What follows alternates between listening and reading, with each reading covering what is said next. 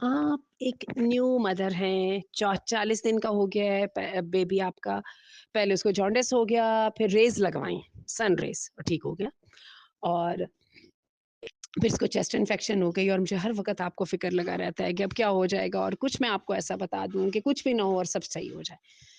सबसे पहले तो आप रिलैक्स हो जाएँ, ठीक है? और मेरा ख़्याल है ये आपका पहला बेबी है, ज़ाहिर है जभी तो है। तो ऐसा ही है, बच्चे तो बहुत मुश्किल से पलते हैं और कुछ ये होता है कि जो न्यू और यंग मदर होती है ना, उसको डर भी बहुत लगता है। वो मुझे कई ऐसी माँओं का पता है, जो बच्चों के पास सोती नहीं है कि रात को मेरा हाथ लग गया, मेरा हाथ उस पे पड़ गया, तो पता नहीं क्या हो जाएगा और कई दफ़ा हो भी जाता है, ठीक है ना? चलिए मैं आपको एक किस्सा सुनाती हूँ, ठीक है? उसके बाद मैं आपको बताती हूँ आपको क्या करना चाहिए।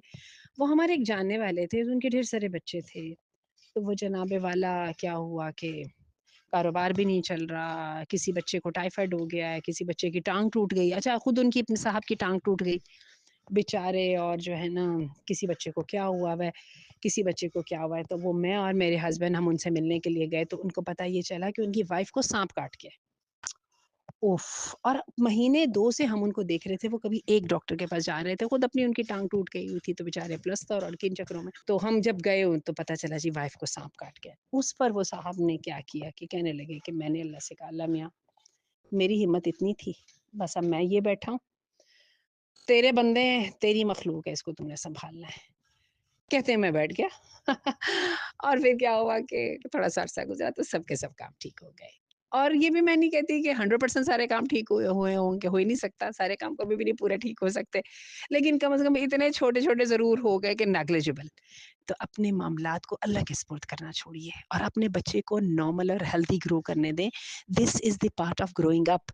बीमार होने के साथ इम्यूनिटी बढ़ती है बच्चों की और ज़िदें करने के साथ और रोने, चीखने, चिल्लाने के साथ बच्चों की और माँ की अंडरस्टैंडिंग बनती है और माँ के थ्रू एनवायरनमेंट की अंडरस्टैंडिंग बढ़ती है।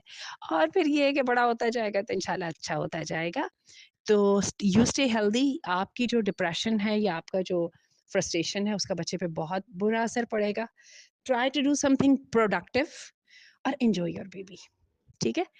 तो ये जो है ना पॉज़िटिव एटीट्यूड जो है ना अल्लाह के ऊपर अपने मामलात छोड़ें।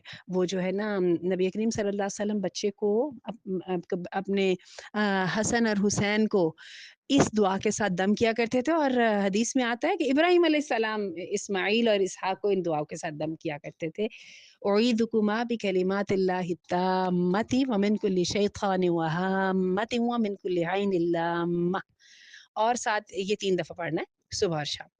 और बिस्मिल्लाहिल्लज़ी ला यज़ुर्रु मअ इस्मिही शैउन फ़िल अर्ज़ि वला फ़िस समा व हुवस समीउल अलीम। तो पढ़िए ना, ठीक है?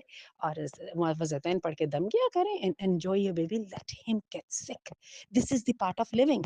अब वो भी नॉर्मल दुनिया में आ गया है, तो होने दीजिए, थोड़ा बहुत बीमार होने दीजिए, ज़िद्दें करने दीजिए, कभी थोड़ा-सा हेल्दी बच्चों की बड़ी मज़े की आप बात देखिएगा, बच्चे जितनी जल्दी बीमार होते हैं, तो छोटा-सा पारू-सा मुँह निकल आता है और इतना दिल जाता है देखने वालों का, हाय!